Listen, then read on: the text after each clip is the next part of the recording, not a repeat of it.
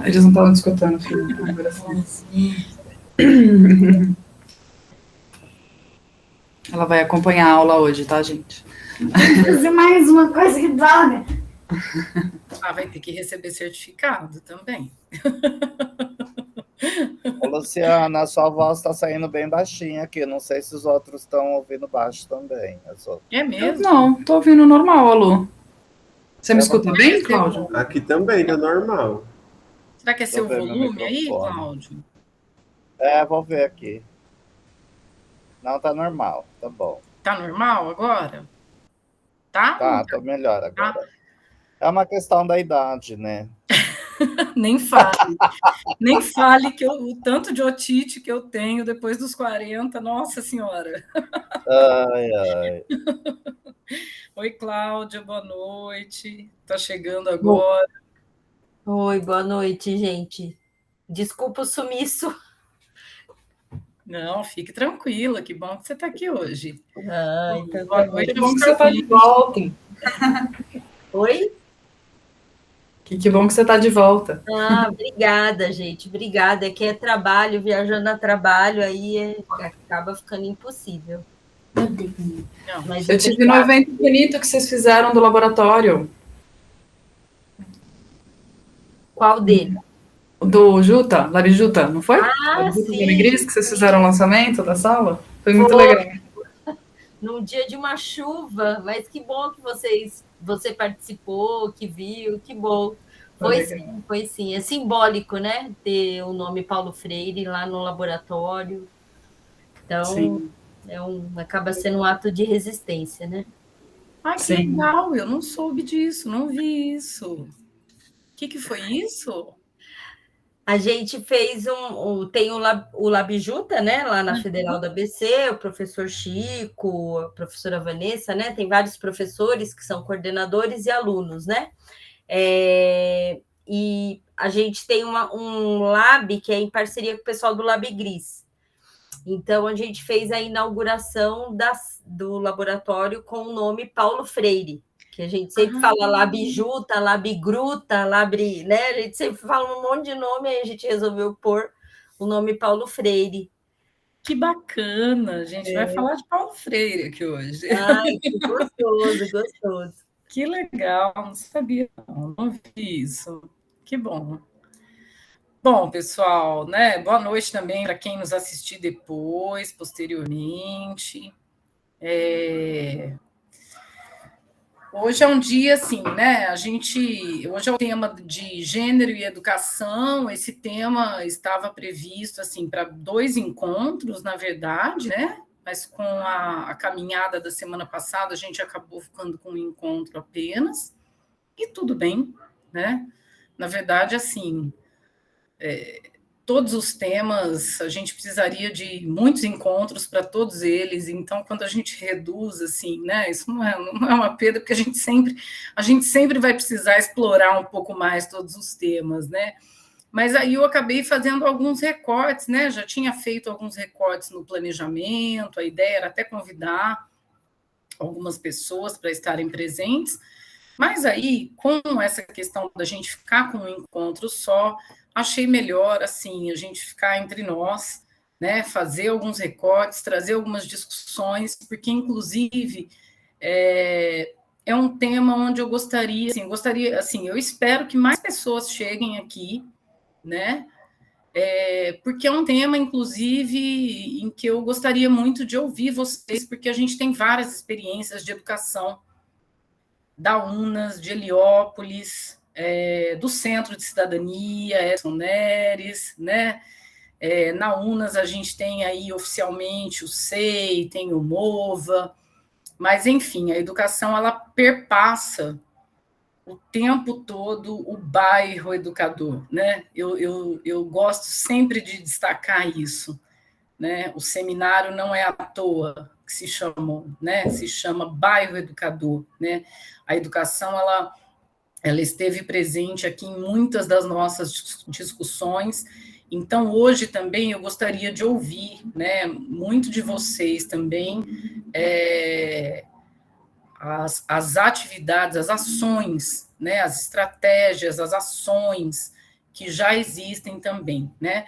E aí eu fiz alguns recortes, né? Montei aqui, digamos assim, um plano para esse encontro, e alguns recortes para ele. Eu pensei numa... Oi, Marcelo, que chegou agora, boa noite.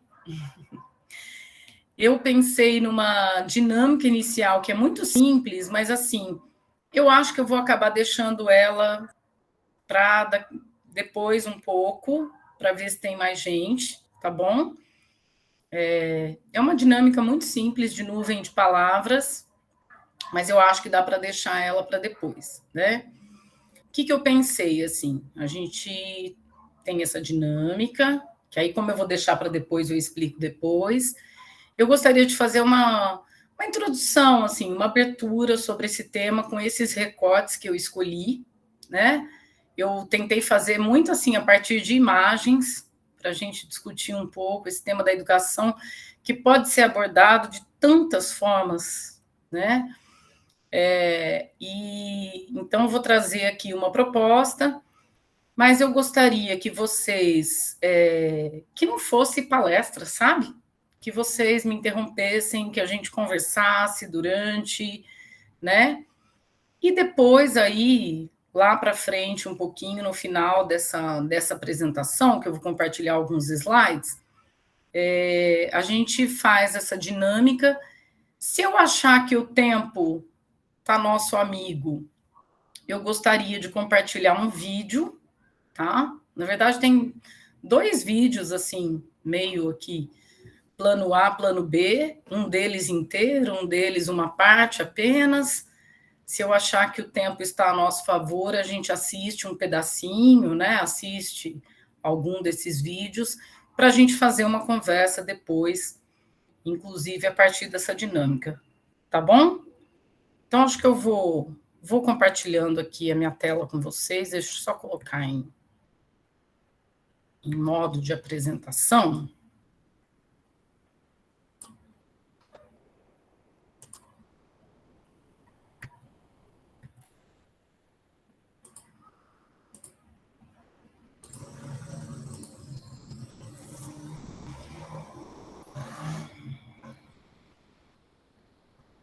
Acho que vocês estão vendo aí, né?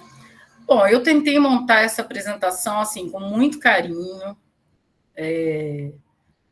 A ideia não é trazer, assim, uma discussão acadêmica pesada, nada disso, mas despertar, né? Trazer algumas discussões que eu acho que são interessantes, importantes, né? Em meio a tantos recortes e abordagens que eu poderia fazer. E eu começo, na verdade, com essa definição de educação, né? Porque quando a gente fala de educação, a educação pode ser definida de tantas maneiras. A gente tem tantas definições sobre educação, sejam elas em termos de legislação, sejam elas em termos acadêmicos, né? E eu quis trazer essa definição, que é de um autor chamado Luiz Rufino. Tem um livro chamado Vence e Demanda, Educação e Descolonização. E aí ele vai trazer essa definição. Educação, radical vivo, que monta, arrebata e alumbra os seres e as coisas do mundo. Fundamento assentado no corpo, na palavra, na memória e nos atos. Balaio de experiências trançado em afeto, caos, cisma, conflito, beleza, jogo, peleja e festa. Seus fios são tudo aquilo que nos atravessa e toca. Encantamento de batalha e cura que nos faz como seres únicos de inscrições intransferíveis e imensuráveis. Repertório de práticas miúdas, cotidianas e contínuas, que serpenteiam no imprevisível e roçam possibilidades para plantar esperanças, amor e liberdade.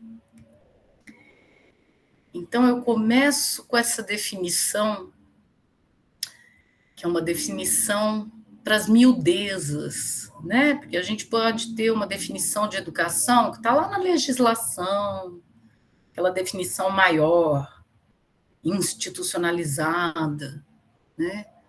Mas a educação, ela se faz no cotidiano, se faz a partir das miudezas, a partir de várias experiências e sentimentos que nos atravessam.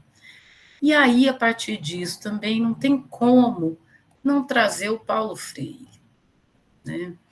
E essa sequência de imagens que eu vou trazer aqui agora para vocês é uma homenagem também da UFABC, que nós organizamos, algumas entidades, a Associação de Docentes da UFABC, junto com a comissão organizadora do Centenário Paulo Freire, que envolveu o ABC e o consórcio intermunicipal do ABC-DMRR,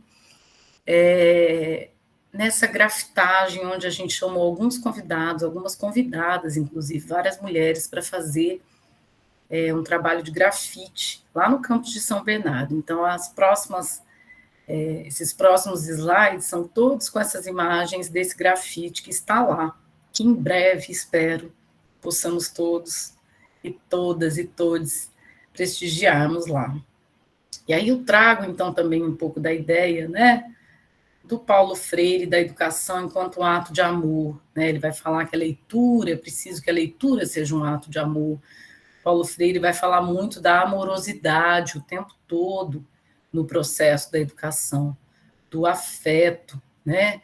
A educação é algo que se constrói no afeto, no olhar para o outro, né? Não é uma via de mão única, mas sempre uma via dupla, né? Também é um ato político. A educação é um ato político, né? Resgatando aí os memes da atualidade, neutro é detergente. A educação é um ato político, que é diferente de doutrinação. A doutrinação é uma coisa, mas a educação, enquanto um ato político, ela é um fato, né? Paulo Freire coloca muito isso, não é à toa que é um autor muito perseguido, né, nos últimos anos, não é porque ele fala de amor ou porque não é um bom acadêmico, não, como vem alguns argumentos, é porque Paulo Freire afirmou o tempo todo a democracia, a justiça social para os grupos vulneráveis, os grupos ditos minoritários, marginalizados, e a educação como um ato político. Não se faz educação sem politizar os nossos estudantes, né? É impossível, né? Tem uma passagem de um dos livros dele que ele vai dizer que quando ele sente o cumprir a missão, quando né, o Paulo Freire é uma pessoa que começou a educação com jovens e adultos, com trabalhadores da construção civil, né? Lá em Angicos, em Pernambuco, e o tal método Paulo Freire, ele nem gostava, né, que fosse chamado de método, na verdade, foi a ampliação para vários estados e vários municípios, dessa educação que ele fazia com jovens e adultos. E num dos trechos de um dos livros dele, ele vai dizer que a missão cumprida é quando um daqueles trabalhadores de Angico disse: eu percebi, né, ao ser alfabetizado, era um trabalho de alfabetização, na verdade, ao ser alfabetizado, eu percebi que eu não era massa, eu sou povo, né? Eu não sou massa, eu sou povo, né? Então, é nesse sentido que a educação é um ato político, né? Ensinar não é transferir conhecimento, mas criar as possibilidades para a sua própria produção, sua própria condução, partindo desse respeito do sujeito da educação, do sujeito aprendiz, do educando, como alguém que tem uma bagagem, como alguém que é um cidadão, uma cidadã, como alguém que é um ente político, né? O que é política nesse caso? Não é política com P de partido, né? Mas política, sim. Eu gosto muito de um filósofo que ele vai dizer que quando duas pessoas se juntam, pronto, isso já é política, né? Ele tem um livro chamado O Desentendimento, é o Jacques Rancière. Quando duas pessoas se juntam, a gente já tem o nascimento da política, porque são conflitos, são interesses diferentes. Então, a educação envolve isso. Um professor em sala de aula, doutrinar é uma coisa, doutrinar é o que eles fazem, eles que nos acusam. Mas a educação, enquanto compromisso político, é mostrar os questionamentos que nós temos. Nós temos uma história toda do colonizador dita para nós, né? Por que eu trouxe aí, repetir a trilha sonora do Emicida? Porque é isso, nós temos a história do colonizador, e nós precisamos trazer a história dos colonizados, né? Por que eu trouxe aí o Luiz Rufino? Nesse sentido também. Então, nesse sentido, ato político. Eu vou passar aqui um pouquinho, esses são os nossos grafites, gente, olha que lindo. E a educação também acontece em muitos espaços, em todas as idades, né? Nesse sentido, aí destaco, né? Todas essas frases do Paulo Freire, essas imagens são dos grafites que estão lá na UFABC. Educar a impregnar esse sentido que fazemos a cada instante, né? É isso. A educação, ela se dá em toda a vida e ela se dá em muitos espaços. E aí, pensando nisso, eu pensei em trazer um pouquinho o que são esses espaços, né? Como que a gente classifica a educação quando a gente vai falar dos espaços onde a educação acontece, né? Então, a educação, ela pode ser classificada em educação formal, não formal e informal. Olha que bonito isso, gente. Esse é o nosso hall aí do auditório, lá em São Bernardo, que fica... É um hall onde tem tanto a entrada para alguns auditórios quanto para a biblioteca. Esses livros, eles voam em direção à biblioteca. É isso que esse pessoal do grafite fez lá em São Bernardo. Deixa eu ver aqui o que está acontecendo. Está cortando? Às vezes, Lu, às vezes de levinho dá umas cortadinhas. Será que eu mudo? Então, só um segundinho, peraí que eu mudo.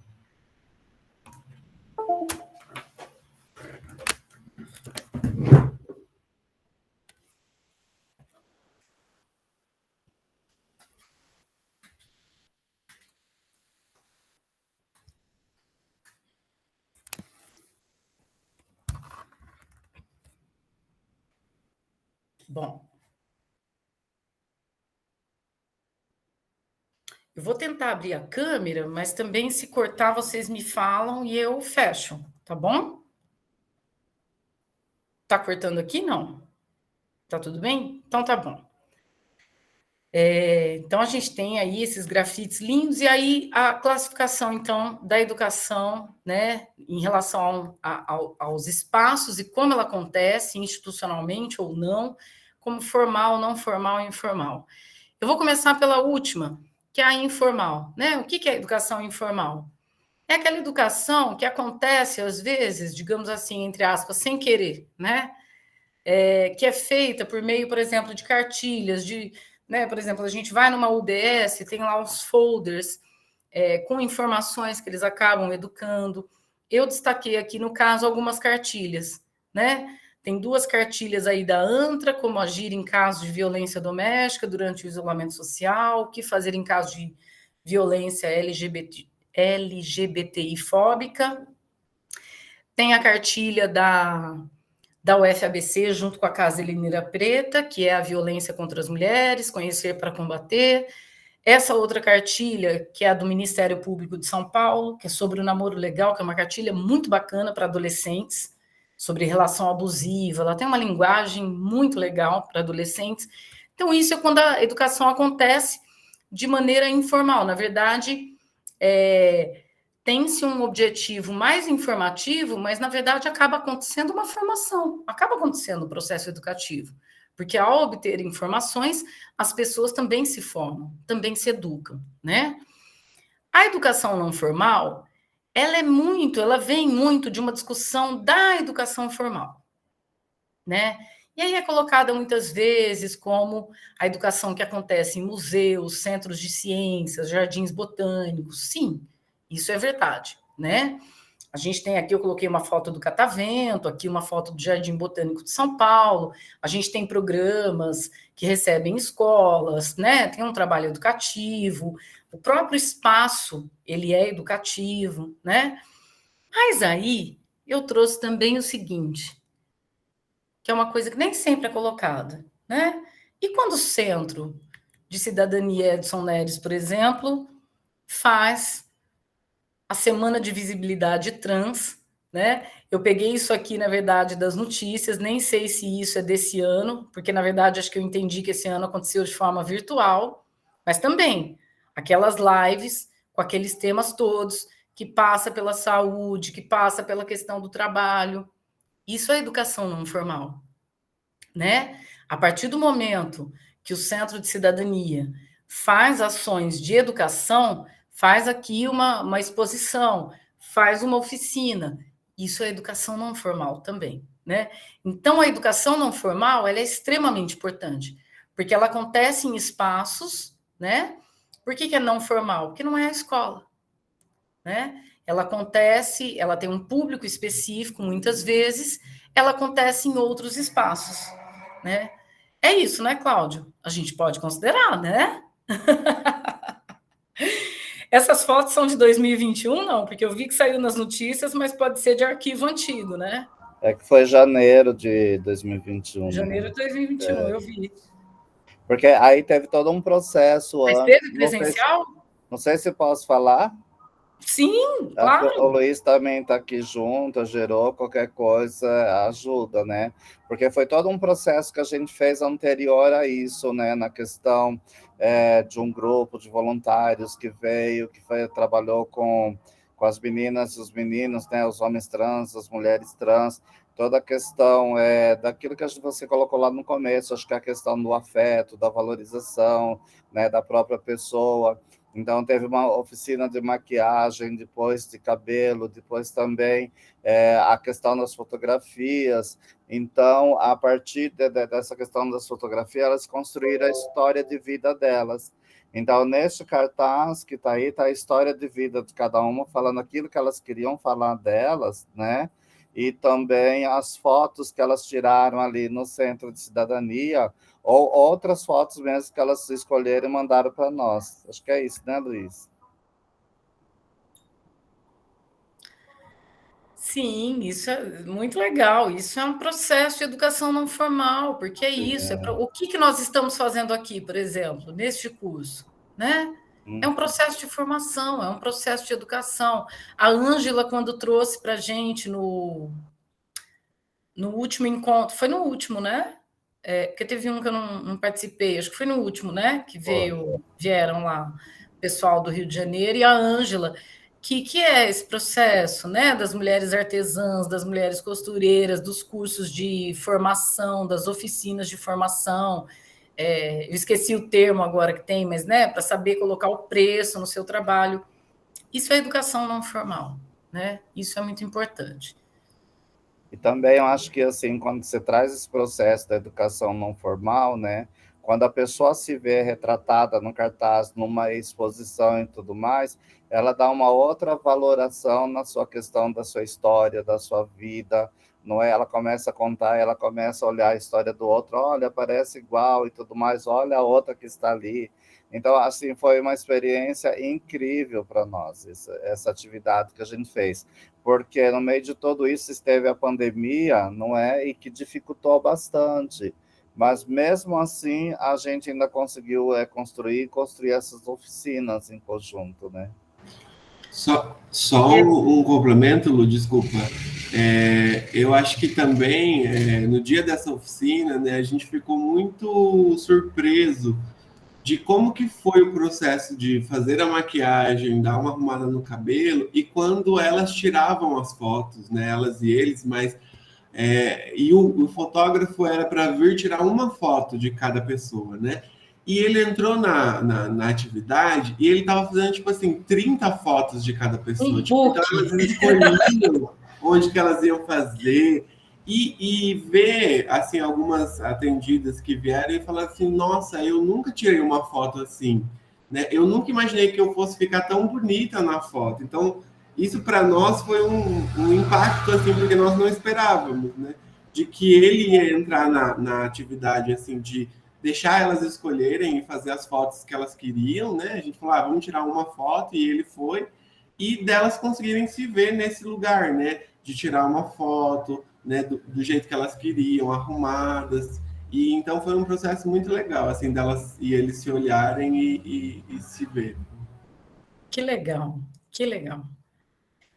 E assim, antes de eu entrar, né, na educação formal, que é a escola, é isso, né? Eu acho que tanto a educação informal, né, que a gente chama, quanto a educação formal, ela tem um valor muito grande no sentido de contribuir com a formação de pessoas que é isso, né? Estão fora da escola há muito tempo, com temáticas que não foram possíveis de serem vividas no tempo da escola, né? Então a gente pode pegar isso por meio de gerações, por exemplo, eu vejo a minha mãe, por exemplo, né? O quanto ela andou se formando nos últimos anos em relação às questões LGBTIA+, né? Minha mãe é uma pessoa que frequentou a escola há 50 anos atrás, né? Então, assim, o quanto por meio da educação informal, que também vem, né, por meio das mídias, da televisão, da internet, e os espaços não formais. Os espaços não formais são muito importantes, né? Como isso que vocês promoveram, por exemplo, né? Então, é quando a gente atinge públicos variados, diversos, que não o público escolar, né? Porque é isso, né? Sejam de gerações mais antigas, digamos assim, sejam por pessoas que não tiveram possibilidade de viver isso na escola, né? De que viveram, inclusive, uma outra experiência na escola, né?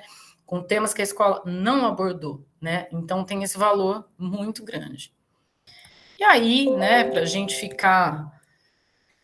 e para a nossa classificação, então, a educação formal seria, portanto, a escola. E eu trouxe essas imagens aí muito bonitinhas, lindas, que ao invés de buscar na internet, procurar o que eu podia pegar ou não, eu busquei de uma grande amiga, que é uma professora incrível de educação infantil, todas essas imagens são dela, faz um trabalho incrível com as crianças, né? Eu quis trazer um pouco isso, né? Porque a escola pública também é muito colocada pelos seus valores negativos, às vezes, né? E a escola, na verdade, é cheia de vida, né? A escola, nós temos professores incríveis, professores e professoras incríveis, que fazem trabalhos incríveis, e essa minha amiga é uma delas. Ai, tem uma notificação chata aqui aparecendo. E essa minha amiga é uma dessas professoras que faz trabalhos incríveis com essas crianças. Tem uma foto dela aí, né, preparando uma roda de ciranda, porque ela trabalha ciranda, horta, enfim, um monte de coisas. Mas é isso, para trazer um pouco, né? Quando a gente fala da educação formal, a gente está falando da escola. E aí, falando da escola, né? Que aí vamos lá, a gente vai caminhar um pouquinho para uma parte mais chata do tema, digamos assim, né? Trazer algumas questões, mas que são importantes, algumas questões importantes para a luta, né? A educação formal, ela ganha uma importância muito grande também historicamente, né? A gente precisou batalhar muito para que a educação formal fosse direito de todos e dever do Estado, né? Ela é colocada na Constituição como direito de todos e dever do Estado e da família, né? Destaquei aí também o exercício da cidadania. Por quê, né, que eu destaquei essas questões também? Quando a gente entra, inclusive na esfera aí do exercício da cidadania, né, isso para caminhar para o tema de gênero, né, que também é um outro recorte que eu gostaria de apresentar um pouquinho para vocês, de uma discussão muito importante. Quando a gente caminha para as discussões de gênero na escola, algo que a gente escuta com frequência, não sei vocês, mas eu já escutei bastante, né, em questão sobre, enfim, todas as questões que dizem respeito aí a gente discutir gênero na escola, sexualidade, identidade, orientação sexual. Nossa, mas não tem que ficar a cargo da família? Será? A partir do momento que a Constituição nos assegura que vai haver um dever do Estado para o exercício da cidadania, eu preciso que isso seja assegurado, né? Porque quem garante, eu costumo argumentar assim, quem garante que a sua família vai educar os seus filhos para que eles não sejam os homofóbicos da minha filha, por exemplo, né? Um exemplo que a gente poderia trazer, o meio ambiente. O meio ambiente foi parar na escola. Ele esteve o tempo todo na escola, a temática do meio ambiente, da educação ambiental, da sustentabilidade? Não. Por que foi parar na escola? Porque em um determinado momento, histórico aí, a partir dos anos 90, houve um entendimento de que o meio ambiente, né, quando a gente fala meio ambiente, que é até um termo, enfim, controverso, mas vamos chamar assim, é um bem comum, né, um espaço comum, espaço socioambiental comum, as problemáticas que envolvem o meio ambiente são coletivas e que isso precisava parar dentro da escola para o exercício da cidadania. Então, a mesma coisa para as questões de gênero, sexualidade e identidade. Não só para proteger, né, as nossas crianças, os nossos jovens, nos seus direitos de exercício de quem são, mas para garantir o exercício da cidadania. Então, é um argumento muito importante que a gente precisa ter, porque esse movimento homeschooling aí, de fazer educação em casa, a escola não é importante. Não, a escola é importante sim. Inclusive porque muitas questões vão parar na escola. Muitas questões de abuso sexual, muitas questões aparecem onde?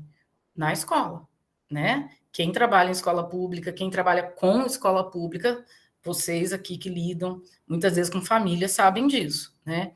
E aí eu queria entrar, então, numa discussão que é sobre a ideologia de gênero. Impossível a gente não passar esse encontro de hoje sem tocar nesse assunto, né?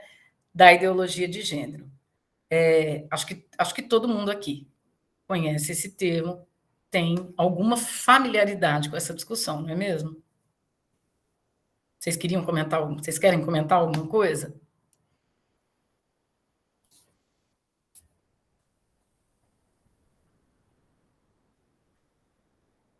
Deixa para depois, passo.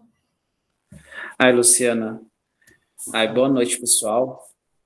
Eu não sei se eu tô... Eu não, acredito que eu esteja bem desatualizado.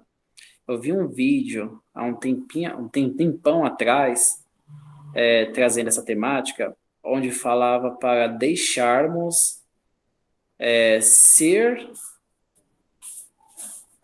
Onde deixássemos ser quem poderíamos ser. É complicado de explicar. É como se fosse uma naturalização desse processo em se identificar com o gênero masculino, com o gênero feminino, partindo de sua própria autopercepção. É meio complicado. Mas enfim. Eu não sei se ideologia de gênero deixou de ser utilizada, agora se fala mais em identidade de gênero, gênero por si próprio, enfim. Mas, Marcelo, onde você viu isso? Você se lembra? Olha, foi um vídeo francês, há muito tempo atrás, viu? Acho que foi indicação em grupo da faculdade. Tá. Bom, não vou saber argumentar sobre isso, precisaria de detalhes sobre esse vídeo.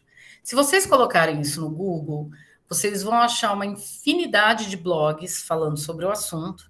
A gente começa a ler, parece até que é interessante, tem alguns dados que vão sendo trazidos, de repente você percebe, são blogs religiosos, que aí no meio do caminho começam a trazer a palavra, entre aspas, com letras maiúsculas, né?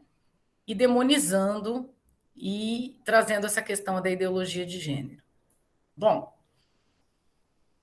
eu diria o seguinte: ideologia de gênero ou ideologia da ideologia de gênero. Porque, na verdade, assim, nós que estamos no campo, seja dos movimentos sociais, de mulheres, LGBTQIA+, ou nos estudos de gênero na academia, nós nunca nos referimos à ideologia de gênero, né? Nós tratamos das questões de gênero, nós temos o campo, né, de estudos de gênero, sempre no plural, né? Já tivemos, inclusive, aulas aqui em falar de feminismos, né? Sempre no plural. Então, a ideologia de gênero, a princípio, a gente poderia dizer assim, é uma coisa inventada, né? Nós não trabalhamos com ideologia. São estudos de gênero, são movimentos sociais de direitos humanos, inclusive, né? Nasceu lá atrás a partir de movimentos sociais pelos direitos humanos, né? Para visibilidade, para a possibilidade de existir enquanto sujeito de dignidade de direitos, né? Mas o pessoal pega pesado, né, gente? Então, assim, quem já ouviu falar da mamadeira de piroca? Vocês lembram dessa época? Eu não podia deixar de trazer isso aqui. O kit gay também, né? Que eles tantos falaram. A mamadeira de piroca fazia parte do kit gay. Isso aí, né? O kit gay era para jovens, adolescentes, ensino fundamental 2. A mamadeira de piroca era para educação infantil, né?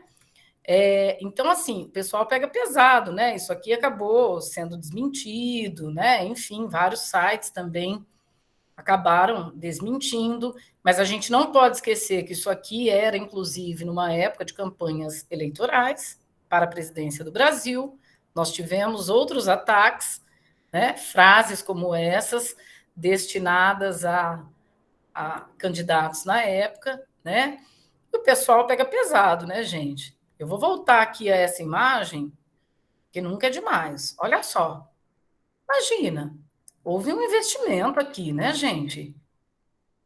Eu acho que, eu não sei se é Photoshop isso, acho que não, acho que foi mandado confeccionar, né, o bico aí, nesse formato, não é verdade? Então, assim, tem uma fábrica de fake news, né?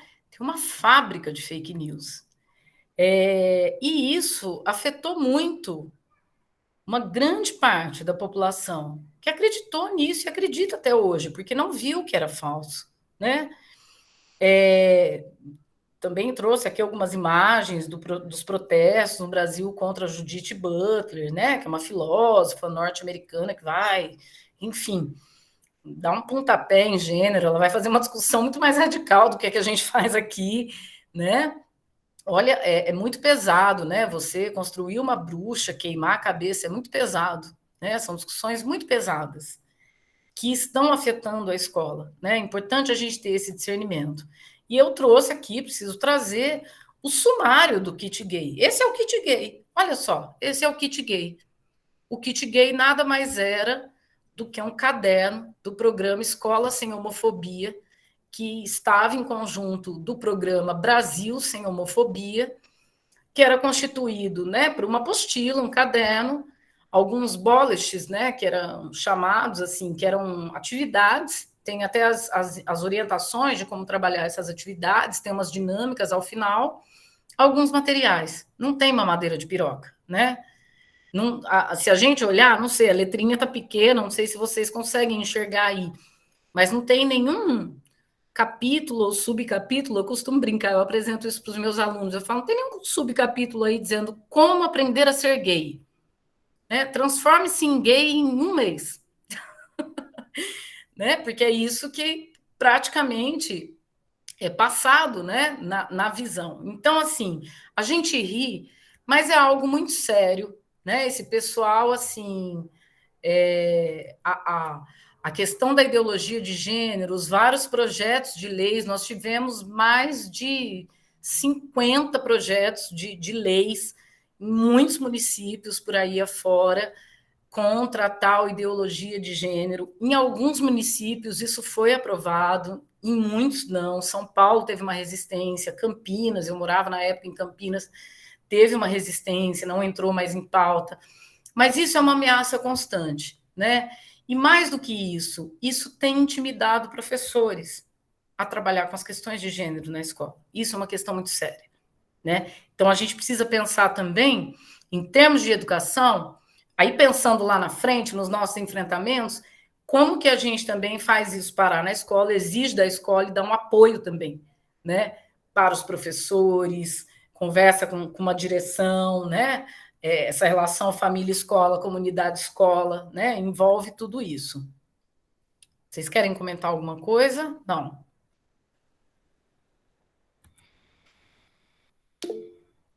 Fala, Cláudio.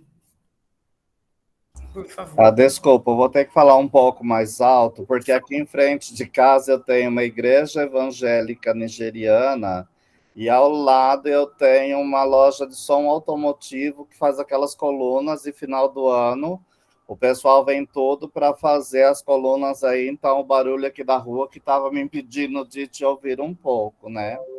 Eu acho que quando a gente vai discutir essa questão da orientação sexual, da identidade de gênero, quando entra nessas questões aí, principalmente quando o pessoal coloca como a ideologia de gênero, não é, com um viés bastante conservador e muitas das vezes pautado pela questão da religião, eu penso que isso não é uma dificuldade somente do ambiente escolar ou do processo da educação formal. Por exemplo, eu trabalho muito com formação de pessoas que trabalham em serviços de acolhimento de criança e adolescente. Não é? Quando você vai no Estatuto da Criança e do Adolescente, que fala que a criança e o adolescente é um ser em desenvolvimento, que ele tem o direito à proteção integral, à formação e tudo mais, assim, toda a discussão pauta tudo, mas não pauta a discussão da sexualidade, não pauta a discussão da identidade de gênero, não pauta a questão da orientação sexual. Quando eu trago essa discussão, mas a gente já sabe disso, né? Mas se já sabe, como que vocês trabalham isso? Por que que então, por exemplo, meus colegas e eu recebemos lá no Centro de Cidadania crianças e adolescentes que vêm dos serviços de acolhimento, das repúblicas jovens, de casa-lar e tudo mais, não é com essa dificuldade de entendimento, sem esse suporte desse processo mesmo de educação para que a própria pessoa possa começar a se compreender, né? Então, são crianças e adolescentes que vivem no mundo do sofrimento, né? Então, aquilo que poderia ser o processo de libertação deles, no sentido das pessoas se reconhecerem, se amarem, se identificarem, de ter afeto, de viver a sua afetividade, a sua sexualidade, isso não acontece. Né? E não acontece por quê? Porque é colocado toda essa discussão da ideologia de gênero, do pecado, da coisa errada, porque a gente está fazendo com que as pessoas virassem gays, né? Então, eu falo sempre, se eu tivesse que optar hoje ainda, eu optaria talvez por ser uma pessoa hétero, porque é muito mais fácil viver nessa sociedade que a gente vive, enquanto uma pessoa hétero, branca, do que você ser uma pessoa gay, não é? Ou ser uma mulher trans, ou ser uma travesti. Então, acho que esse processo da educação aí é muito, como dizer assim, é muito complexo, seja no ambiente formal ou informal, ou mesmo dentro dessa questão que você colocou do não formal, né? Eu, assim, não tinha pensado um pouco nisso. Por exemplo, quando a gente fez a nossa caminhada na quarta-feira passada, o movimento LGBTI fez questão de levar as bandeiras, né? A bandeira LGBTI, a bandeira trans, e ela está lá em cima, tremulando. E foi incrível, porque foi uma das coisas que mais foi observada. Então, acho que nesse momento a gente também estava fazendo um processo de educação. Nas fotografias, se você ver, não tem nenhuma fotografia da atividade que não apareça a bandeira, né? Então, acho que esse processo é um processo que requer da gente também muita coragem, né? Muita coragem, muita força para ir para a rua e se expor. Numa situação dentro de Heliópolis que tinha mais de 1.000 pessoas na rua, né? Eu acho que era um pouquinho dessa reflexão que eu queria trazer. Nossa, Cláudio, obrigada por essa reflexão, porque eu acho que é isso mesmo. Requer uma atitude de coragem, requer uma organização, né? Com certeza foi um momento de educação, sair com a bandeira na caminhada, né? E quando eu trago a questão para a escola, assim, não é à toa, né? É porque, assim, vou falar, já quero fazer o recorte para a adolescência e vou explicar por quê. Mas, assim, enfim, porque parte da vida de uma criança e de um adolescente é dentro da escola. Sim. Né? Mas muitas pessoas, a escola acaba sendo muito traumática para muitas pessoas, né? Da população LGBT que ia mais. Então, é onde o momento fora da escola é muito importante, né? Mas eu queria chamar um pouquinho a reflexão para a escola, porque a gente também precisa, é isso que você falou, a gente também está precisando desse ato de coragem para chegar junto na escola e, inclusive, dar suporte para direções e corpo docente, porque a gente tem professores e professoras que faziam um trabalho, que têm vontade de fazer, que estão começando a deixar de fazer. Quer dizer, a gente nunca teve o ideal. Sim. Mas nos últimos anos, com essa perseguição toda, né, da escola sem partido, da ideologia de gênero, desses projetos de lei, a gente tem direções que estão passando claramente o recado para o seu corpo docente. Olha, ninguém aqui pode falar de gênero, né? Porque não quer problema com o governo. Fala, Luiz, por favor. Você falou sobre essa questão, né? Acho que a semana passada ou retrasada, não me lembro, mas eu estava vendo uma matéria de uma professora que foi intimada, né, a comparecer na delegacia, não me lembro agora qual é a cidade, porque ela estava falando sobre feminismo, né? E aí a direção da escola emitiu uma nota dizendo que isso feria, né, os princípios da liberdade, né, da possibilidade de o professor ensinar e tal. Então a gente está vendo assim, né, coisas que acho que foi essa e teve mais alguma outra que eu não sei se a professora chegou a ser intimada, mas são situações bem absurdas, né?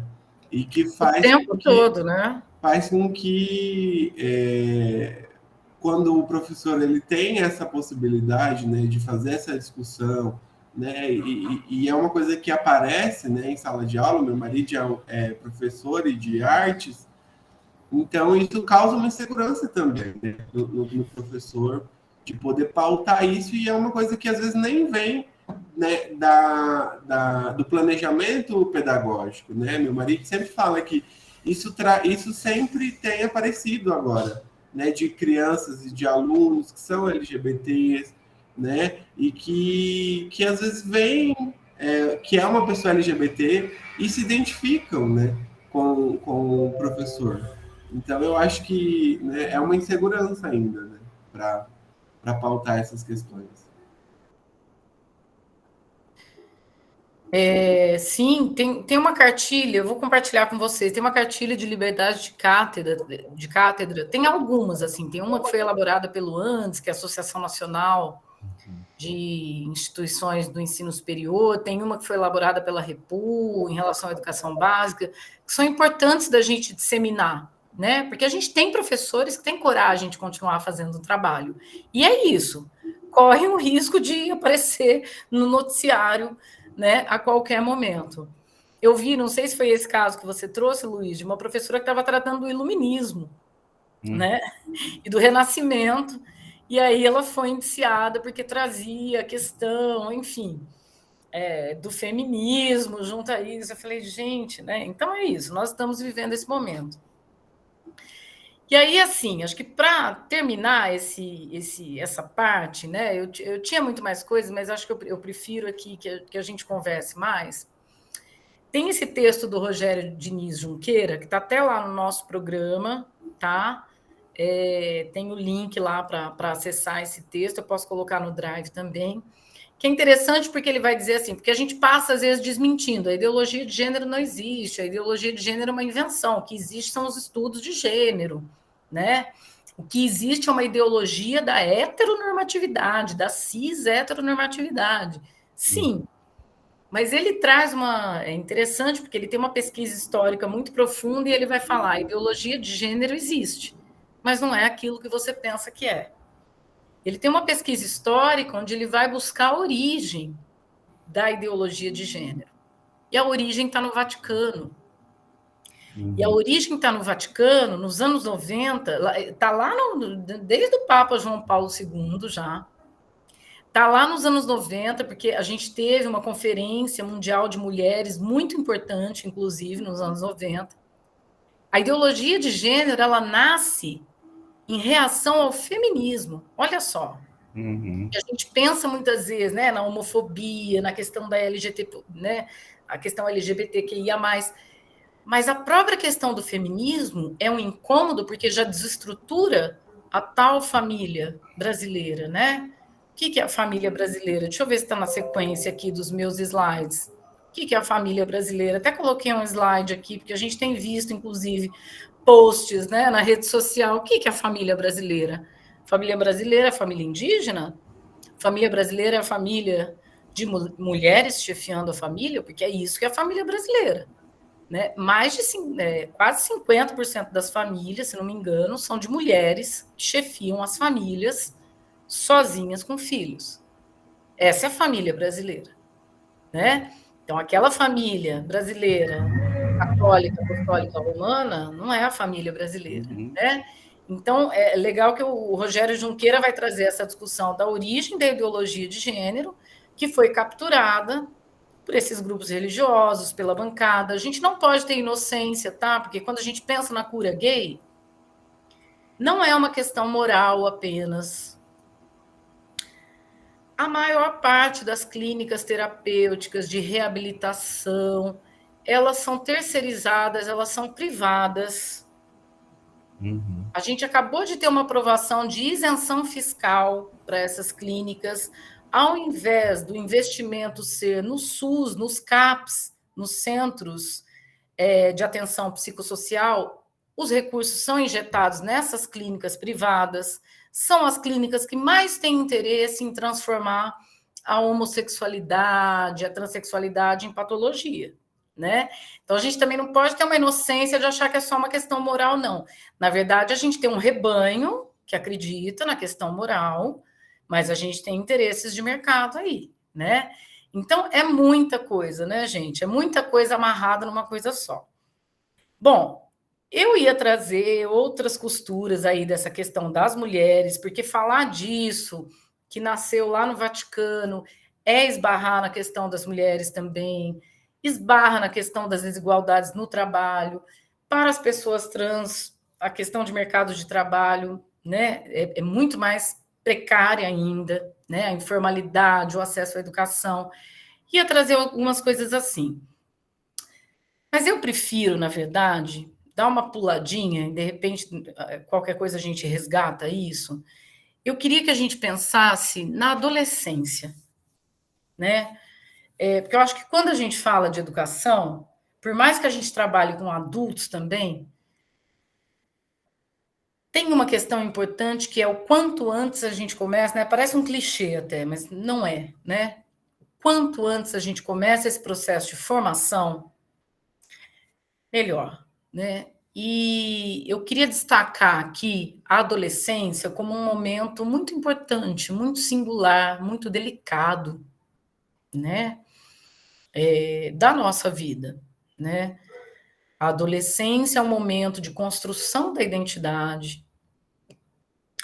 Ela é um momento, inclusive, onde os jovens, eles inclusive, assim, eles, né, se descolam um pouco daquela herança, às vezes, familiar, para afirmar uma identidade própria, né? Mas também são muito influenciados e muito vulneráveis, né? E aí todo o ambiente social que circunda esses jovens é muito importante. A família, os amigos e a escola, né? Como eu disse agora há pouco, metade da vida de um estudante é dentro da escola. Se a gente pegar a nossa carga horária de 24 horas, o que a gente faz nessas 24 horas, basicamente metade da vida de uma criança e de um adolescente é dentro da escola, né? E a escola, então, é um período muito importante, né?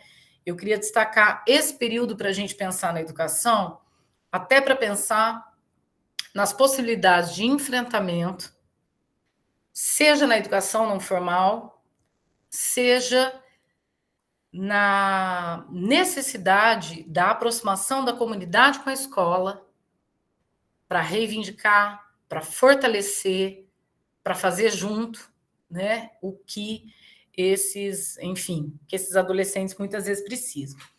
E aí eu vou tentar, então, fazer aquela dinâmica muito rapidinho que eu ia fazer com vocês. Acho que a Bruna está aí, vai me auxiliar. Rola, Bru. Que é o seguinte, muito rápida, 5 minutinhos, tá? E aí, depois disso, eu queria passar um pedaço de um vídeo. Estou vendo que a gente tem aí quase 1 hora ainda. Passar um pedacinho de um vídeo para a gente discutir, porque, inclusive, muita coisa que o Cláudio falou é isso, né? Acho que vai vir nesse vídeo. Eu acho que são questões que são muito importantes da gente discutir, porque a adolescência é uma fase que, inclusive, né, esse período escolar é uma fase, inclusive, em que pode trazer muitas marcas, né? E a gente demora, às vezes, anos para se livrar dessas marcas, né? Bom, então é meio baseado nisso, essa dinâmica que é, enfim, em cima de uma pergunta. Deixa eu ver se eu resgato a pergunta aqui para falar para vocês, que é o seguinte, né?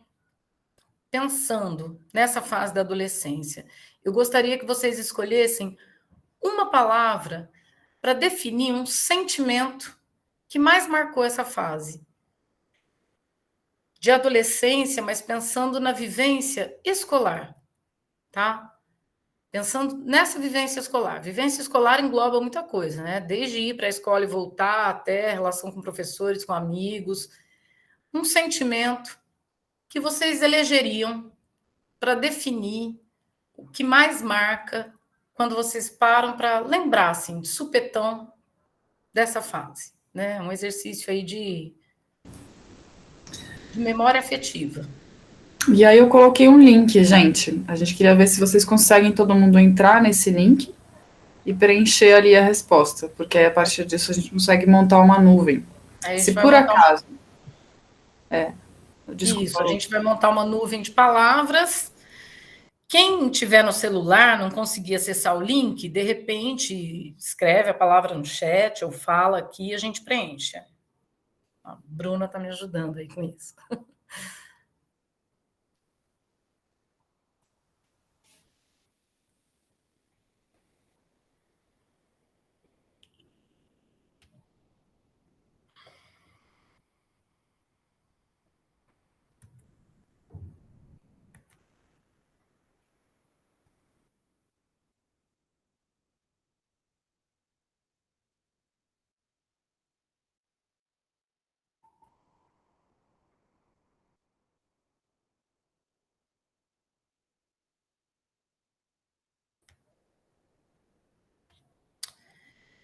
Enquanto isso, acho que eu vou compartilhar o vídeo, tá bom?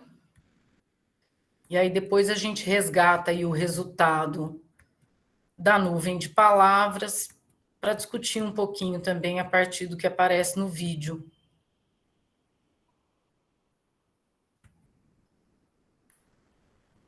Ai, gente, peraí que estou com dificuldade de achar a minha janela aqui.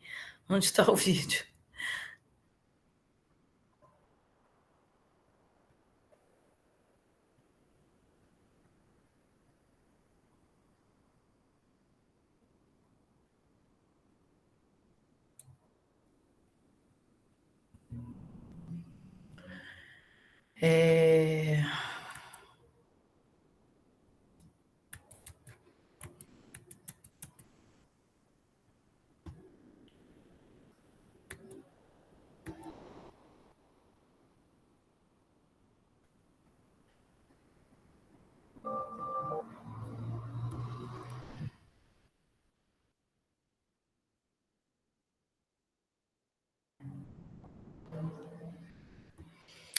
Eu fiquei muito na dúvida, tá? Sobre qual vídeo compartilhar aqui com vocês, porque tem vídeos muito bons, assim, para trazer um pouco, né, da discussão aqui, que acho que eu gostaria de trazer.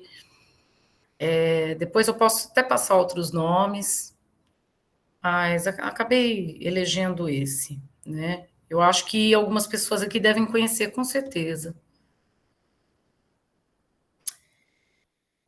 Que é um documentário que se chama Depois da Tempestade. Eu vou dar play aqui. Talvez eu não passe ele inteiro, tá bom? Pela questão do tempo, para a gente conversar um pouco. A polícia apresentou hoje 5 pessoas que foram detidas suspeitas da morte da travesti Dandara dos Santos. Segundo as investigações, Dandara foi espancada, apedrejada e executada a tiros. Agora, gostar de homossexual? Vai lá, ninguém gosta, ok? Ninguém gosta, a gente suporta. Imagens flagraram um momento em que uma travesti foi agredida por um policial militar em Porto Alegre.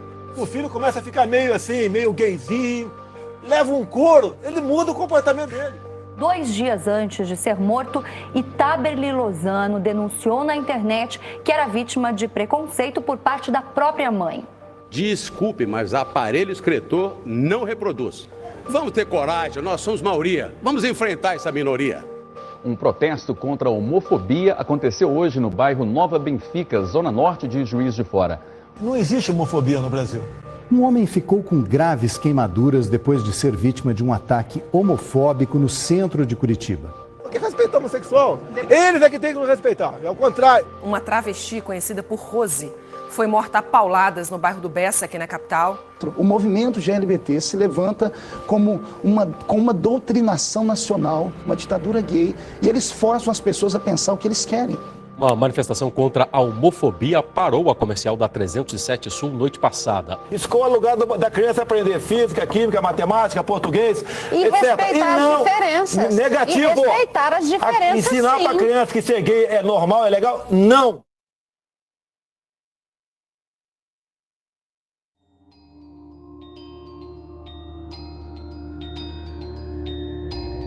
Porque às vezes eu me achava tão estranho.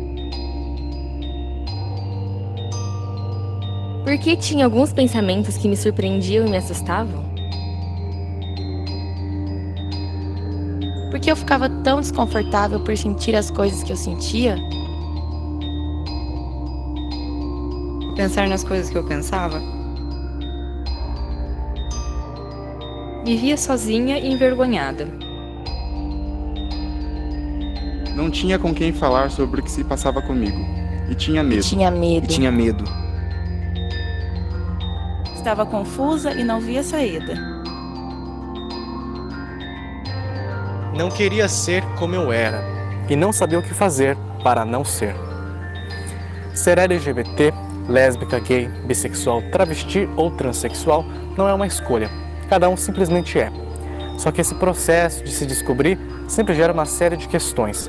E o pior, quando a gente ainda está na escola. Por isso, para muitos LGBTs, a escola costuma ser um território hostil. Eu sabia que não tinha algo que me enquadrava dentro da normalidade dos outros, que eu não era muito normativo. Sempre fui aquela criança que dançava el chan no churrasco da família, entendeu? Então, a gente fica meio que se questionando, o que é que está acontecendo? Fui uma criança que sempre destoou das meninas da minha idade, né? Enquanto as meninas tinham as Barbies, as Suzys e assim por diante, eu tinha comandos em ação, né? Eu queria assistir filme do Rambo. E a questão do que eu era, de como eu me sentia, essas questões veio mesmo na adolescência. Que eu acho que é por causa dos hormônios. Então, eu me via diferente dos outros meninos e me via diferente das outras pessoas. Não sei se seria o certo eu dizer isso. Então a dúvida veio aí. Opa! Todas as minhas amigas gostam do menino do terceirão e eu gosto da minha amiga, entendeu? E aí as coisas foram ficando um pouco mais difíceis para mim, porque eu não sabia lidar com, eu não sabia o que estava acontecendo, só sabia que eu era diferente. Eu sempre fui uma pessoa assim que eu tentava entender o que era eu, desde o começo. Desde o ensino fundamental eu vi um certo olhar pelas pessoas, assim, uma certa recriminação. E até mesmo na escola os apelidos, viadinho, bicha. Nesse período, questão de apelidos, os bullying, né? Então eu falei assim, então eu acho que eu sou gay nessa época. Então tá, eu sou gay, mas isso é errado, isso não pode. Então eu relutava contra isso. Eu falava sou mesmo. Depois dos 13, 14 anos eu comecei a ficar mais desbocado e falar mesmo, entendeu? Mas assim, minha família não sabia, então eu fazia meio que escondido. Entendeu? Então, sou mesmo, daí? Você vai fazer o quê? entendeu? Essas coisas de encarar mesmo e ver o que acontece. Aí, a partir do momento que eu comecei a falar eu sou, todo mundo parou de falar que eu era. Foi um pouco traumático, porque eu nunca tinha colegas, nem amigos, porque ninguém queria se aproximar de mim. Aí eu sempre fui visto como o esquisito da turma. No registro é Francisley. Aí a molecadinha, tanto menino quanto menina mesmo, colocaram o apelido de Francis Gay. Então eu falei assim, nossa, não gostava, arrepiava, mas eu ficava quieta. Eu não fui, talvez, muito discriminado, também talvez não sofri muito bullying, por ter crescido numa época um pouco mais repressora. Porém, eu segurava a questão de ser gay, de ser homossexual comigo, para evitar também tudo isso. Mas em algumas situações sempre acontecia alguma ofensa, alguma palavra ruim. O menino, né, que era mais afeminado, que não tinha como se esconder, que todo mundo zoava com ele. Eu lembro que eu tentei alguns contatos com ele, mas ainda eram contatos. Eu lembro que eu conversava com ele quando não havia ninguém, era uma coisa de boa, porque você tinha uma certa, um medo de cair naquele time também, um medo de virar chacota também, porque, né, a única referência era humorística. E as meninas não gostavam que eu entrava no banheiro, ficava me apontando, dizia que eu era um moleque, que eu tinha que ir no banheiro dos meninos. Então, assim, era muito difícil nessa primeira infância, né? Saber que, tipo assim, mas eu sou uma menina. Na medida que eu pratico bullying, eu me coloco como fora daquele lugar. Eu tenho poder, é uma relação de poder, né? Eu tenho poder, inclusive, de não ser aquilo, inclusive poder apontar aquilo, né? Então, acho que passa menos de uma perversão pessoal e sim de um valor social. Se não fosse problemático a pessoa ser gay, né, uma pessoa ser trans na escola, isso não seria motivo de ser xingado. Você fica, o que eu sou? Mas por que eu não posso ser isso que eu sou? Será que eu realmente sou? Tanto que teve tempos que eu até parei e fiquei tipo, não gosto de homem. Não gosto de homem. Ficava falando pra mim mesmo, não gosto de homem. E tentei gostar de uma menina. E era um sentimento falso, porque não era real. Eu nem saía pro intervalo, eu gostava de ficar sentado na carteira para que ninguém me notasse. Porque às vezes só o fato de eu levantar da carteira e demonstrar alguns trejeitos que os gays têm, já era motivo de ser humilhado e xingado e agredido, tanto verbalmente como fisicamente. Então, eu sempre quis ser invisível e para mim sempre foi uma tortura ir para a escola. Chegava sexta-feira, falava assim, nossa, que alívio, sexta-feira, vou ficar em casa. Daí, chegava o domingo à noite, o coração já fazia assim, já ficava a mil. Putz, tem que ir para a escola, tem que passar por tudo isso, as brincadeiras que incomodavam, essas coisas. Um colégio que eu estudava, um colégio de freira, e eles, quando descobriram isso, me mandaram para o psicólogo. Chamaram minha mãe para ir no colégio e me mandaram para o psicólogo, que era uma freira. E ao invés de ela me encaminhar para uma autoajuda, para eu me encontrar, ela acabava me botando mais para baixo. Quando você conheceu esse homem, como você sabe que você gosta desse homem? Você sabe que Deus sempre falou que homem e mulher, homem com homem aberração, mulher aberração. E ela pesava muito a minha mente. E por eu ser da igreja, ter crescido dentro da igreja, aquilo me dava medo. E fazia eu me questionar sobre tantas pessoas no mundo, porque eu tenho que ser o desgosto da família. As pessoas só me diziam que eu deveria andar de uma determinada forma que não era que eu andava, ou falar de uma determinada forma do modo como eu deveria falar. Ou a minha voz, que era o problema, não era meu modo de fala, né? Então, na verdade, tudo era o problema, porque o problema estava na minha transexualidade, né?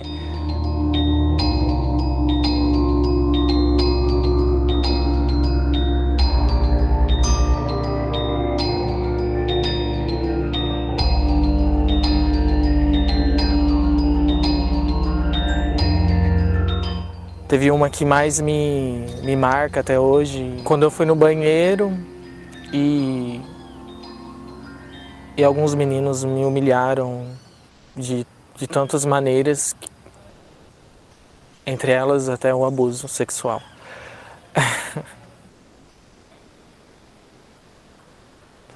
Eu já pensei várias vezes em me matar. Já tentei, as pessoas falam, você não tentou, porque se você tenta, você consegue. Mas não é tão simples. Porque chega na hora, você pensa em milhões de coisas, tem a família, tem os amigos. Aí você quer sair dessa dor, você pensa, não, minha família vai sentir minha falta. Mas mesmo assim, eu estou pesando a minha família. Seria muito mais fácil eu acabar com tudo isso e eu estou livre, minha família está livre. E eu quase concretizei isso, porque eu não aguentava mais toda essa violência que eu estava passando. Então, para mim, morrer era a melhor alternativa. Seria o refúgio para acabar com todo aquele sofrimento. E eu adoeci muito, eu tive umas crises depressivas. Eu com 13, 14 anos já tomava 2 comprimidos por dose para fazer efeito de 50 mg de tarja preta. Até porque eu tinha medo de sofrer mais violência. E na época, eu me via como o errado também da situação. Eu me sentia como o merecedor de toda a violência que eu estava passando. Era uma história de uma travesti da Scarlett, contando dela quando ela tinha 11 anos, que ela nem sabia que era trans, nem sabia o que estava acontecendo com ela, que ela foi abusada no banheiro.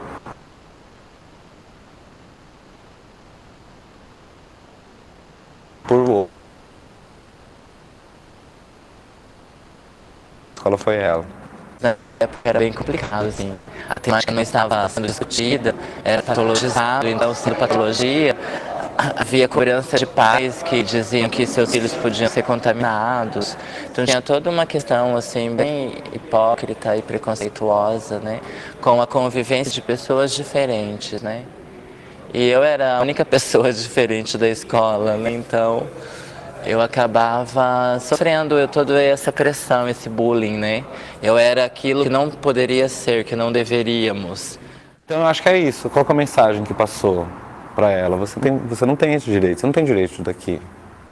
Ao não ter amparo, ao não ter proteção, ao não ter não sei o quê, você vai fazer o quê num lugar que te humilha? Você vai fazer o quê num lugar que não te aceita, né?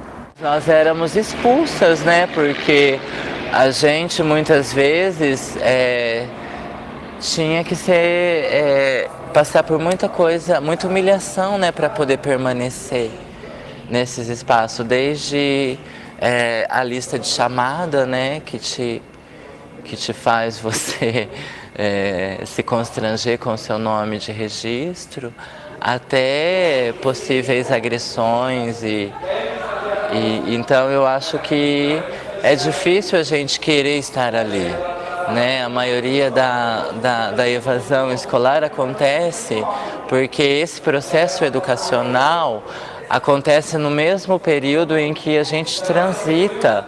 Dentre todas as violências, não é questão de comparar a violência, mas pensando por essa básica, a questão do nome, é uma questão do reconhecimento do outro.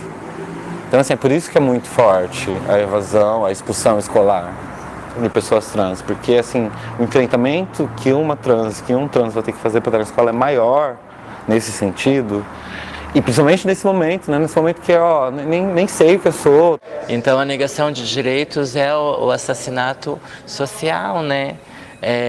Não é um suicídio, a gente não se suicida socialmente, a gente é assassinada, né? Quando temas como a transexualidade, por exemplo, não podem ser discutidos.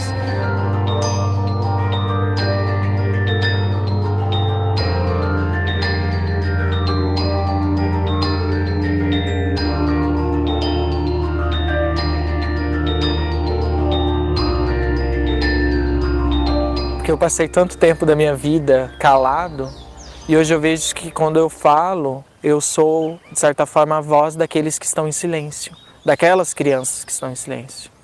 E eu torno a dizer, me dói saber que nas escolas, o local onde deveria se ensinar o respeito não está sendo concretizado.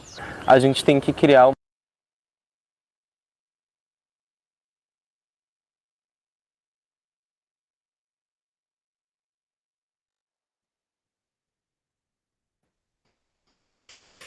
Bom, pessoal, preocupada aqui um pouquinho com o horário, teria mais uns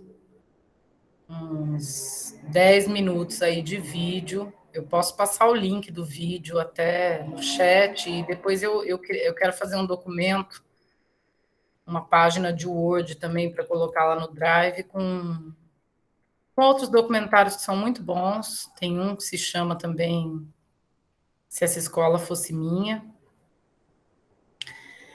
Mas acho que já deu aí para sentir. Bom, comecei com Paulo Freire, com todo amor e tudo mais, né? Não prometi que não ia ser pesado, porque o tema é pesado, né, pessoal? O tema é pesado.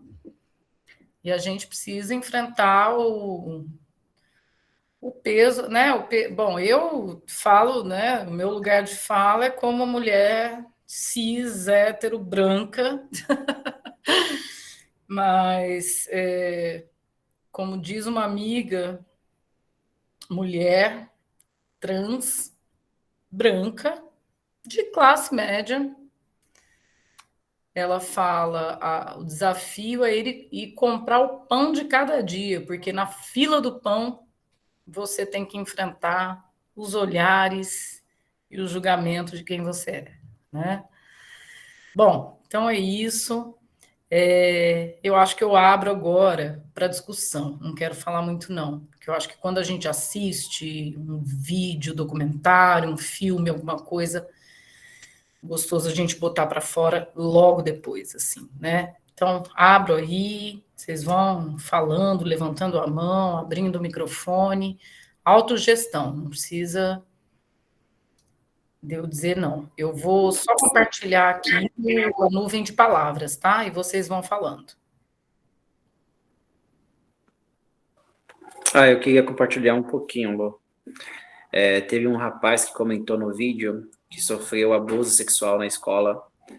Eu lembro que quando eu estava no ensino fundamental, aconteceu isso com um menino. E, assim, a escola banalizou totalmente. Não deu atenção nenhuma. Os alunos falavam entre eles, sabiam quem foi o agressor, sabiam com quem tinha acontecido. A mãe do menino ia lá diversas vezes na diretoria, pedia alguma ação para ser feita, falava essas palavras como abuso, como violência, como estupro, ela citava, mas nós não tínhamos o conhecimento do peso que era. A escola não tratava isso, enfim, o resultado foi que o menino até hoje não terminou o ensino fundamental. Não terminou.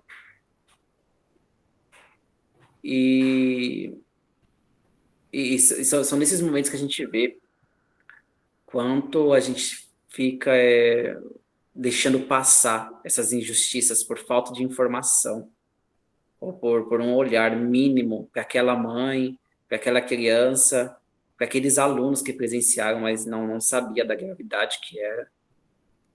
Enfim. E o quanto a escola, às vezes, é negligente, mas assim, vou fazer um comentário antes de passar a palavra para o Cláudio. Eu acho que a escola pública é menos negligente até nos dias atuais. Tem uma certa obrigatoriedade, às vezes, de chamar o conselho tutelar, de fazer alguma coisa, mas eu acho que quando envolve essas questões de orientação sexual, esbarra nessa questão do preconceito e isso também atrapalha, né? Mas eu já vi negligência em escola privada e eu já vi coordenadora pedagógica ser ameaçada pela família por acionar o conselho tutelar e enfim, né, da própria mãe, às vezes, vir brigar na porta da escola, porque tem uma dependência, né, no caso de abuso sexual, de crianças, adolescentes, tem uma dependência financeira, às vezes, do companheiro, né, enfim. Diga, Cláudio. Não sei se vou conseguir dizer muita coisa, até porque quando eu estou assistindo esse vídeo que eu não conhecia, na realidade eu me vi inteiro nele, né? E eu sempre falo com o Luiz que o dia que eu parar para viver meus lutos, eu não sei o que vai acontecer comigo, né? Então, quando a minha primeira palavra que aparece ali é sofrimento, foi eu que coloquei. Né? Porque, por exemplo, viver a adolescência numa escola de interior, Presidente Prudente, né, um lugar extremamente conservador, e você está num espaço que você não sabe o que é, como você é, quem você não é respeitado de forma alguma, nem por professores, nem por alunos, nem por direção. Você é sempre o patinho feio de tudo. Você não pode jogar vôlei porque você não é menina, porque você é menino, né? Então, tem uma série de questões. Ao mesmo tempo que eu tinha essa situação da escola, eu já trabalhava, porque eu comecei no emprego formal com 11 anos e com 6 no emprego informal, no trabalho informal, né? Então, teve um ano da minha vida escolar que eu trabalhava o dia inteiro e à noite vinha tormento. Eu tenho que ir para a escola, né? E nessa escola eu não tinha referência nenhuma para mim. Não é porque eu não era como aquelas pessoas que estavam ali. E os professores também não tinha referência porque não aceitavam, né? Então, qual foi a forma de eu conseguir ter uma referência? Eu trabalhava o dia inteiro, ia para casa, tomava banho, pegava o uniforme, material do escolar, e o Luiz vai conhecer o lugar que eu vou falar. Eu ia para a Praça da Bandeira, com 13, 14 anos, porque era onde as travestis, né, os homens gays, se reuniam para o trabalho do sexo, para os encontros escondidos, até que a polícia chegava e dispersava todo mundo, né? Só que também ali não era a minha referência. Não é porque, por exemplo, eu não me via como uma mulher. Eu só me via como um menino, uma criança, sei lá, um adolescente que gostava de outro homem. Então, você imagina o que é você não ter, você passar um ano da sua vida na rua à noite, sozinho, né? Com o medo, com as angústias, com o deslocamento, com toda essa questão, e você ter que superar isso sozinho, porque você não tinha. Até que um dia a minha mãe e a minha irmã mais velha me seguiu para saber para onde eu estava indo, que eu não estava indo para a escola, porque eu voltava com o caderno todo vazio. Você imagina o que é para uma mãe descobrir que o filho dela está indo na Praça da Bandeira, né? E isso tudo só acontecia porque aquele espaço da escola que não me aceitava. Era o pior lugar da minha vida, né? Então eu falo assim, quando você trouxe essa pergunta, eu pensei, puta que pariu, mas a Luciana não tinha outra pergunta para fazer, né? Eu acho que assim, tô falando, eu estou vivendo um luto, né, das questões. E quando eu estou vendo aqui as pessoas falando, sabe quando vem assim um déjà vu, você lembrar todas as coisas, tudo que você passou, todas as situações, não é? E aí tem um menino que fala que a gente tem que gritar, né? Que tem que se impor. E é o que eu tenho feito durante toda a minha vida. Quando eu me entendi, tá bom, eu sou isso mesmo, e sou eu que vou me construir, eu que vou me entender, porque a escola não me quer, mas eu vou estar lá. Então, no ano seguinte, eu voltei com uma outra atitude para a escola. Eu fui para participar do movimento secundarista, fui participar de outras questões, não é? Aí eu conheci a teologia da libertação, eu conheci uma série de outras questões que me fez superar, tanto dentro da questão da educação formal como não formal, né? Mas eu acho assim que essa questão da escola ainda, mesmo quando eu vejo hoje, e às vezes eu até falo com o Luiz, eu não tenho saco para escutar profissionais que não queiram discutir estas questões. E às vezes eu saio mesmo da técnica e mando se fuder, porque eu já fiz isso até no atendimento com um profissional, né? Porque as pessoas não conseguem compreender o que a gente passa. As pessoas não sabem o que a gente vive, né? E a escola, ela tem esse grande papel de fazer essa discussão, de fazer esse acolhimento, de fazer um pouco dessa... de você entender isso, você se entender. Isso faz parte do processo da educação. Como eu disse, eu fiquei um ano andando nas ruas de Presidente Prudente, né? Então, daí você já pode imaginar todas as coisas que aconteceram de um ano de uma criança, de um adolescente de 13, 14 anos, sozinho na noite de Presidente Prudente, né? Que a noite era o momento da prostituição e nada mais do que isso.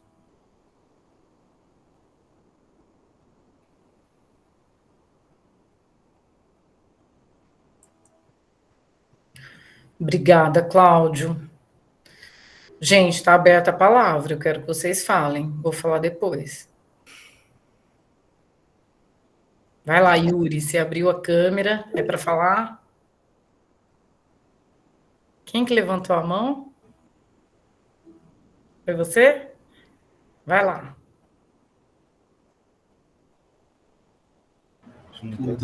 Está sem o microfone. Dá para ouvir agora? Agora sim. Eu acho que quando vem essa pergunta, é muito difícil escolher só uma palavra, né? Porque se você não sente todas, você sente a maioria, até mais, né? Então, acho que é muito complicado, acho que vem tudo que todo mundo fala. Vem um sentimento mesmo de raiva, sabe? De assim, você não tem esse poder sobre a gente, sabe? Não... Quem eu sou, quem eu tenho que ser, é o que é e pronto, sabe? Não... É muito bizarro como essas questões, tipo, impactam tanto na vida das pessoas, né? Na escola, acho que a escola é isso, é um lugar que era para ser acolhedor, que era pra gente aprender, porque é muito importante, tem todas essas questões, mas fica muito difícil quando você não pode estar lá para aprender, por exemplo, sabe? O que era o que você tinha que fazer. Porque como que você vai se sentir acolhido num espaço desse, como que você vai, enfim, se desenvolver num espaço desse, se você não consegue nem ser quem você é, sabe? Se você não consegue nem ter amizade, se você não consegue nem ter um relacionamento, enfim. Se você não pode nem apenas ser quem você é, sabe? Então, é bem difícil mesmo essa pergunta. E eu acho que casa muito com tudo que vocês trouxeram, né, da educação, porque ela vai se dar em outros espaços, né? Se não está sendo possível na escola, ela vai se dar com os amigos, ela vai se dar em outras vivências. E ainda bem por isso, né? Porque é uma das únicas portas que a gente tem para poder tentar algum espaço que não seja de humilhação, de vergonha, sabe? De empregos informais, de empregos que colocam nossa segurança em risco, enfim. Acho que é um pouco disso. É um movimento é um sentimento de raiva mesmo, sabe? De raiva, daí para diante, de como é que eu vou ser diplomático, como é que eu vou conversar, como é que eu vou, enfim, entender uma pessoa que acha que tem o poder de não nos aceitar, de não nos respeitar, sabe? A sociedade não tem esse poder, ela coloca sobre a gente como se fosse a coisa mais errada do mundo, como se fosse um asco, e, gente, é absurdo, né? Porque antes de tudo a gente é pessoa. Somos pessoas, né? É isso, né? É muito ferimento de direitos, né? São muitos direitos cortados, né? Quem mais, pessoal?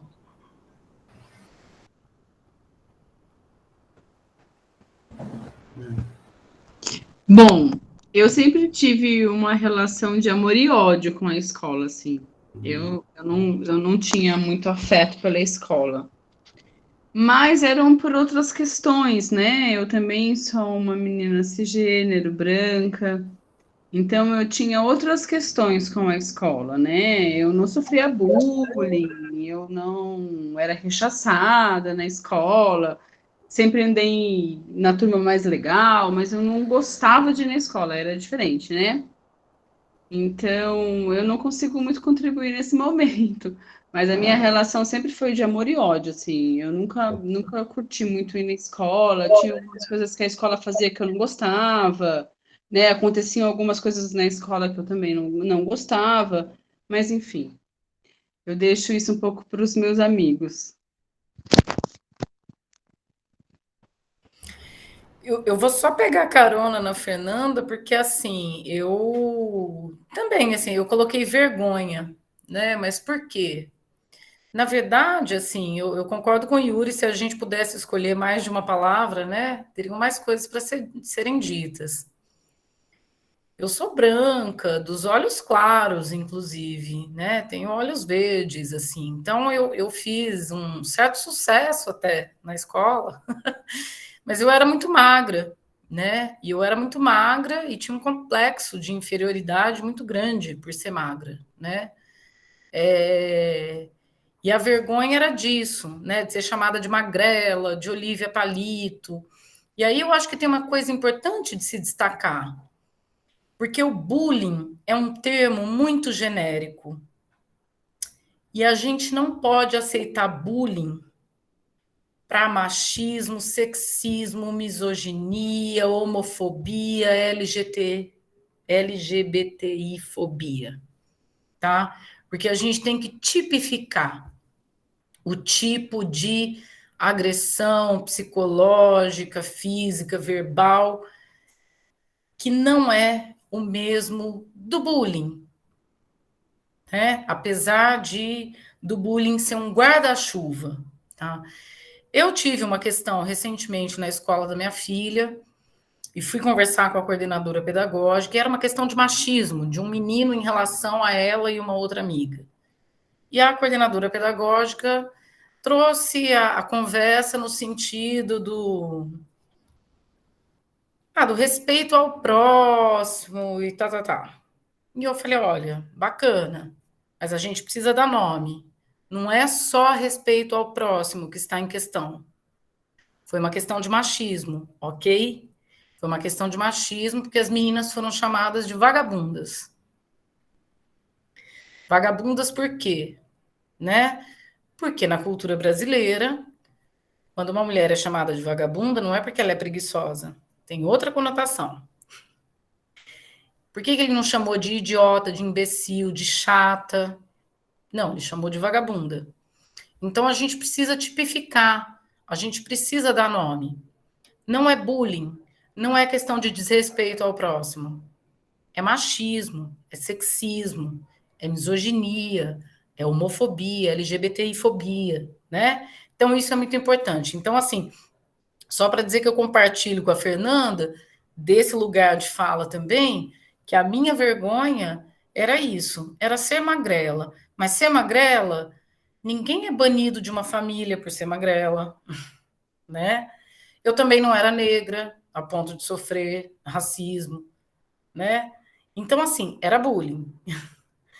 É diferente das questões raciais e das questões de gênero, né? Fala, Luiz. Eu acho que a partir, né, do que a gente vê, escuta, né, e das experiências que a gente tem, acho que alguma coisa a gente consegue tirar que talvez a escola não seja confortável para ninguém, né? Não só para as minorias, mas independente, é claro que para as minorias tem um peso maior, né? Como eu acho que esse vídeo é de Londrina, porque eu conheço algumas pessoas, que eu morei em Londrina há um tempo. Então, a Mel, que é a moça loira, que fala da expulsão, né, da escola, ela tem diferentes medidas, né? Mas quando eu coloquei a palavra deslocamento, né? Porque a escola sempre, para mim, foi um lugar onde eu não conseguia me encaixar em lugar nenhum. Então, gostava, assim, como o Cláudio disse, de jogar vôlei, gostava de estar com as meninas, mas também muitas vezes me violentava, me obrigando a jogar futebol para estar com os meninos. E aí você não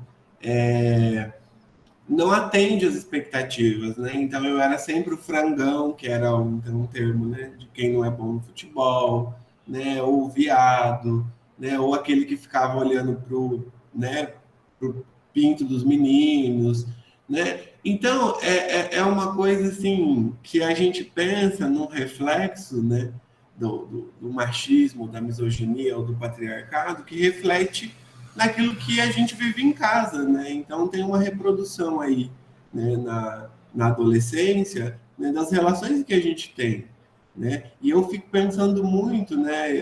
O Cláudio é uma pessoa que a gente estava conversando sexta-feira, ontem, que eu estou perdido na semana, mas a gente estava conversando ontem, né, que foi um acaso do destino, porque Cláudia é de Prudente, eu morei em Prudente, e a gente se encontrar em São Paulo. E a gente sempre fala da importância de quem veio antes, né? Então, Cláudio, Gerô, são pessoas em que passaram por uma vivência anterior à nossa, né, que somos pessoas LGBTs e que abriram um caminho e sofreram também nesse caminho, né? E aí a gente sempre tenta, quando a gente atende adolescentes, né, LGBTs, então a gente sempre traz esse ponto, tanto na questão da transcidadania, da importância da gente pensar em quem veio antes da gente, respeitar essa história, né, e pensar que se a gente está onde a gente está hoje, é porque vieram pessoas antes de nós e que abriram esse caminho e que tinham uma outra realidade, né? A gente fala de São Paulo com avanços em relação a direitos, mas se a gente vai para o interior é muito mais terrível, né?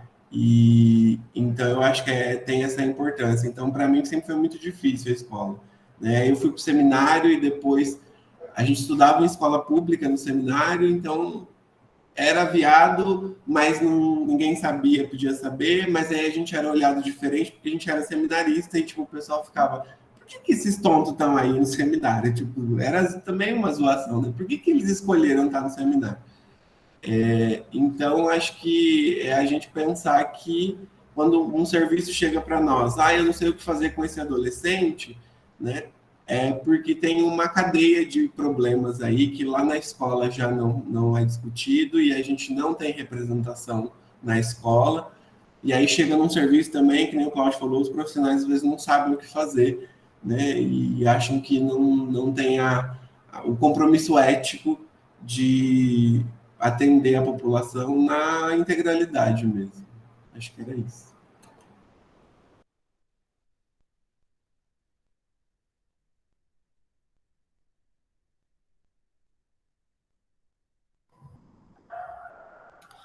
Muito bom, Luiz. Gente, eu pergunto, e aí? Vai, Cláudio. Acho que a Gerô tinha levantado a mão. Eu não vi, desculpe. Ia até provocar a Gerô, falando que você está quietinha hoje. Eu não vi. Eu levantei, mas depois eu baixei a mão, porque eu falei que eu não ia falar hoje, não ia falar. Fale, Gerô. Mas eu já chorei, eu já fiz tanta coisa aqui, porque agora Luciana e Fernanda não se... Acho que você se coloca de uma maneira, mas não deve se colocar assim, porque todas as dores são dores. Então, é bullying, é LGBTfobia, é racismo que uma criança sofre, é a dor dela. Então, nós adultos sofremos coisas que nós conseguimos sair daquele sofrimento, às vezes. Mas a criança, a dor é na alma. É uma dor que fica para sempre. Não existe pessoas LGBTI que não têm uma dor na alma. Quando o Cláudio fala dessa questão que ele falou aqui agora, de que se um dia ele parar para sofrer, para sofrer essas dores, ele não sabe se ele vai levantar. Mas não é só você, Cláudio. Somos todos nós. Porque não existe... Gente, eu prefiro não pensar, prefiro ficar quietinha aqui. Sabe? Eu prefiro pensar em mim hoje, que cada coisa que eu sinto, que eu vejo, que eu ouço, eu dou uma reviravolta por cima. Sabe? Que hoje eu tenho, graças a... Mas eu fico pensando, quantas crianças ainda sofrem na escola? Na família? Porque hoje em dia, as pessoas, depois de eu não posso pensar que a dor, Luiz, que os jovens sofrem hoje, que as pessoas LGBTI sofrem hoje, são menores do que nós sofremos no passado. Não é, a dor é a dor, o sofrimento é o sofrimento. Agora, a gente precisa de entender que hoje se tem muita defesa. Muita gente tem mais aliados, vamos dizer assim. Mas antigamente não tinha aliado. Você estava certa, você sofria LGBTfobia, que você era chamado boiola, o gay, não existia esse termo, o viadinho, baitola, e aí você batia. Aí você era expulso. Aí você batia, aí juntava todo mundo e dava uma surra. Gente, eu não sei. Aí o que sobrava pra você? Se mata. Você vai fazer o quê? Só que hoje não. Hoje tem mais aliado. Então, eu falei que eu não ia falar, porque eu não tenho palavras, tá entalado aqui. Eu não consigo falar, não sai. Não sai. Hoje é só emoção. Obrigada por essa aula, professora. Obrigada mesmo. Gerô, eu que agradeço. Acho que suas palavras fecham a aula com chave de ouro, porque eu acho que tem uma coisa muito importante que você trouxe, que a dor é a dor, né? Quem veio antes abriu caminhos, cortou o mato, foi, né? Foi abrindo. Mas a dor é a dor. Hoje, os aliados, o que é importante é que, além de aliados, hoje há mais direitos. Isso é muito importante. Por mais que eles ainda estejam sendo conquistados, né? Eu participei de uma discussão no campo da saúde recentemente, falando do SUS. A gente não tinha um sistema público de saúde há 30 e poucos anos atrás. Hoje a gente tem. É muito recente, se a gente pensar. Você pode chegar lá e não ter uma medicação? Ok. Mas você tem direito de exigir aquela medicação que está na lista. Você tem direitos. Eu acho que é a mesma coisa aqui, né? Acho que a fala da Gerô me traz muito isso, né? A dor é a dor. E acho que isso é muito verdade. Não tem como sair dessa história sem cicatrizes, né?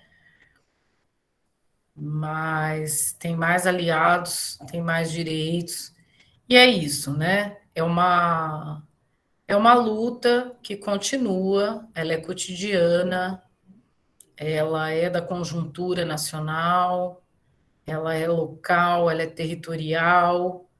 Eu acho que no campo da escola é muito importante pensar em como a gente... Como que a gente passa isso também? Eu estou aqui pensando, né, em Heliópolis, pensando já no ano que vem, que é a ideia de criar estratégias, né, em relação aos problemas.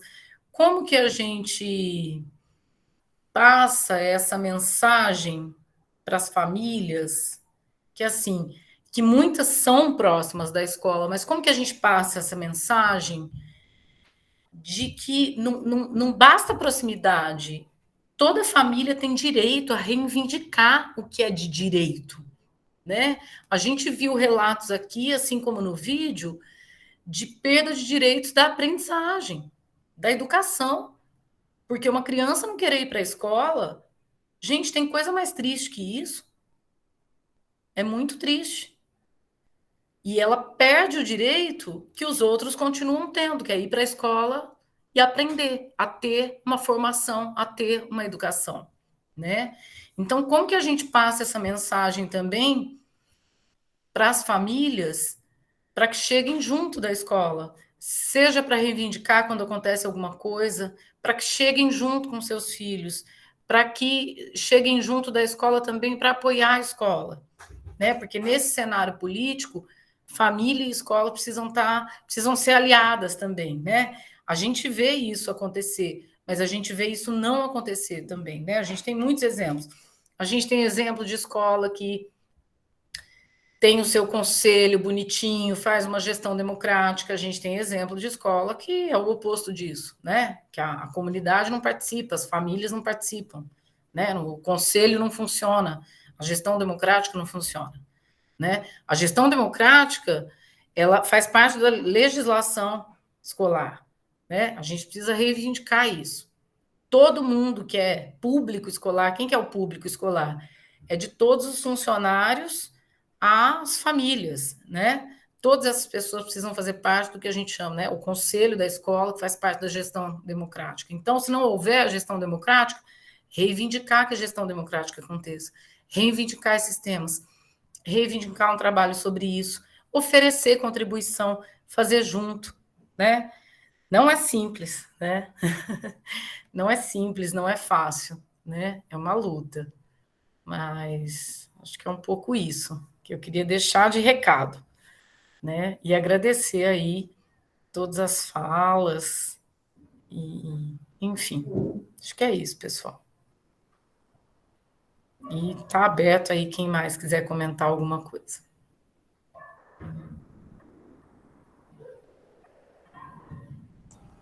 Eu queria